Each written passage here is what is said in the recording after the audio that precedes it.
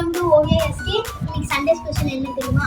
நாங்கள் நான்வெஜ் இல்லை, வெஜ் தான். ஏன்னா எங்கள் அப்பா வந்து திருப்பதி போயிருக்காங்க. ஸோ என்ன சமையல் பார்க்கலாம். சாம்பார்,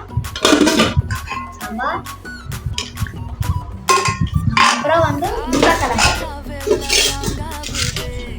ரொம்ப பிடிக்கும். உங்களுக்கு ரொம்ப பிடிக்குன்னா அப்புறம் அப்பளம். வாங்க டேஸ்ட் பண்ணி அப்புறம் சொல்லுங்கள்.